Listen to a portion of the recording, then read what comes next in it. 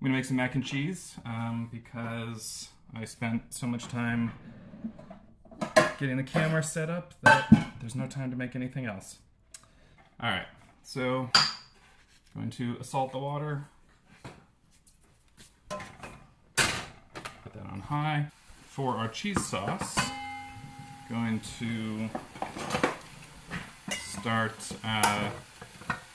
heating up some evaporated milk.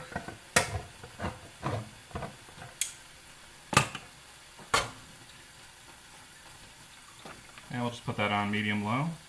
And I like to add a little bit of milk, 2% or whatever, just so it's not as thick. Now I like to add some ground mustard seed as well. And that just helps with the binding. Not sure exactly what it does, but I think it's supposed to act as kind of a congealing agent. Sounds gross. Alright, let's shred some cheese. Now I'm just using Colby Jack and cheddar. Kind of a soft cheddar, it's sharp, but you need something that'll melt easily. And I've seen recipes that call for as much cheese as there is pasta. Like a pound of cheese for a pound of pasta. But that seems kind of ridiculous to me, so I usually go with a little bit less cheese. I guess that's getting probably pretty close to a pound. Well, I mean, that's a pound. Right? Yeah, that's a 2-pound block.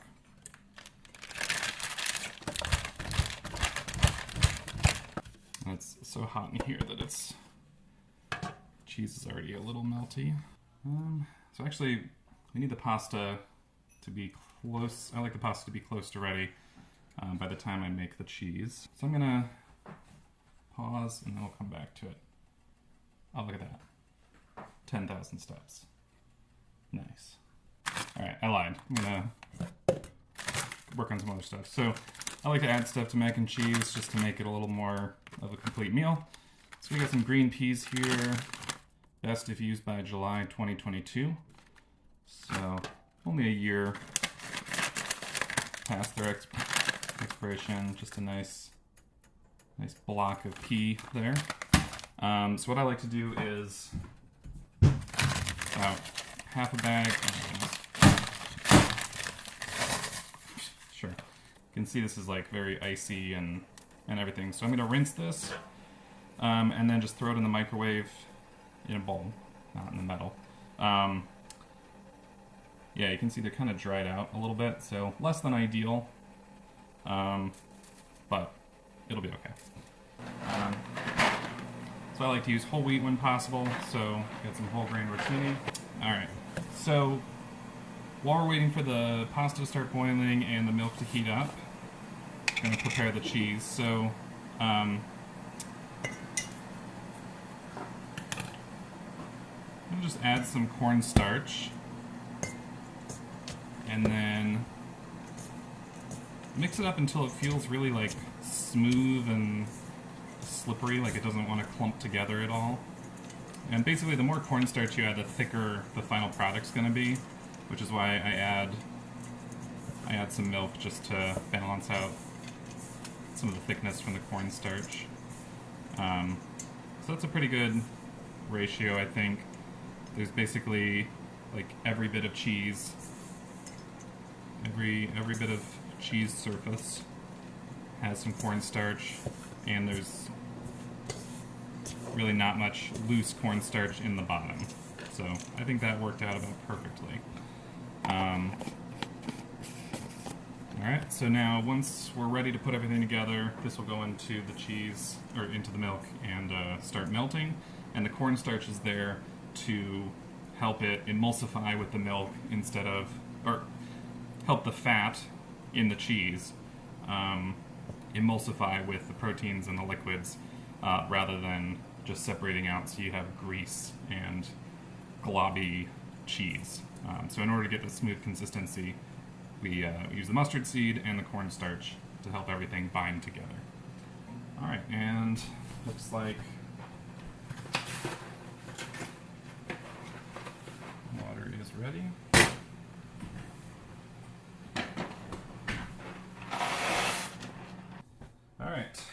so sausage. So these are just some grass-fed beef Polish sausages from Costco. They basically just taste like hot dogs. So you could use hot dogs, nothing fancy. This is getting a bit of a skin on top where the proteins are coagulating. Often, if I'm making a sauce, I would skin that off. But for this, where I'm going to be whisking it and it's going to be pretty thick anyway, it's not a big deal. Looks kind of gross for now, but don't need to worry about that. So the pasta's been boiling for a few minutes, so I'm going to check the... so it's still a little too al dente. Still quite gritty. So I'll probably cook that for another 2 minutes or so. Alright. So it's about as al dente as we want it.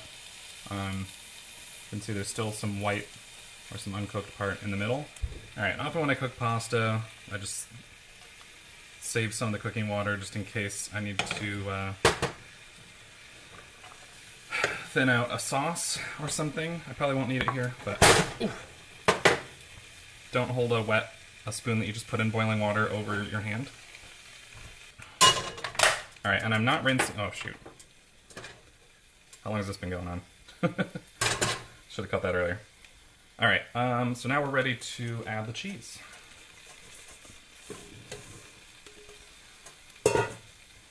Alright. So I don't want to cook it too much, or add too much heat to it once the cheese has been added. It's good to have it be sort of a soft, smooth transition from solid to emulsion. And we want to keep it moving so that the cornstarch is coming into contact with fat and liquid as frequently as possible, so that it's just, bonding together into that emulsion instead of heating up and forming separate layers. Alright, so this is working really well. Oh, and I forgot, one of the most important ingredients. Cholula. Put in as much as your kids will tolerate.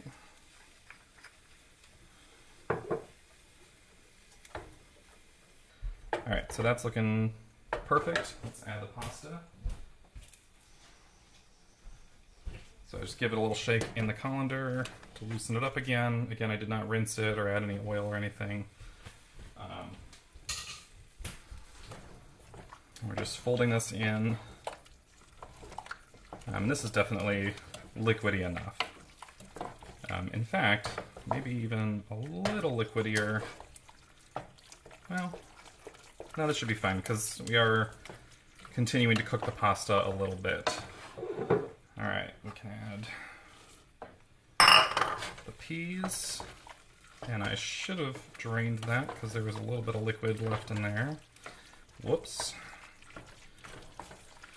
And then we chop up these. Alright, sausage is cut up.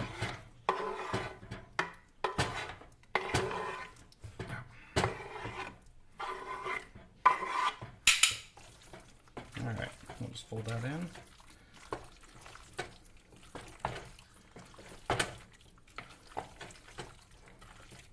And you could just leave it at the mac and cheese, but again, I like to make it a little bit more of a meal.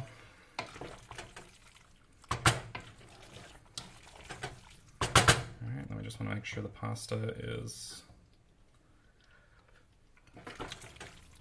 cooked through, and then it's got enough flavor.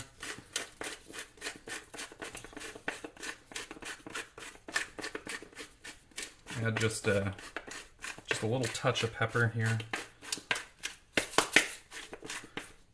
Not too much. Don't want to overpower, the other flavors, but just a little bit. All right.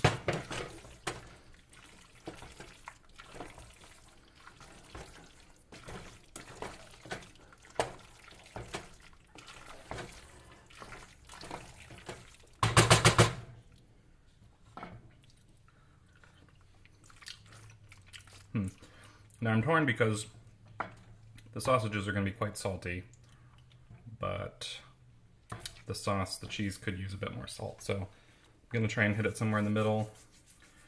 Make the cheese add a little bit of salt to the cheese sauce, just to give it a bit more flavor, without making the whole thing too, because if you're getting sausage in most of the bites, then then it might be too salty.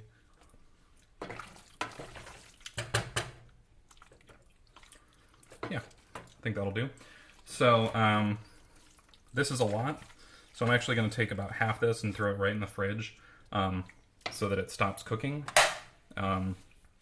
so that the leftovers are going to be, the pasta's not going to be overcooked in the leftovers.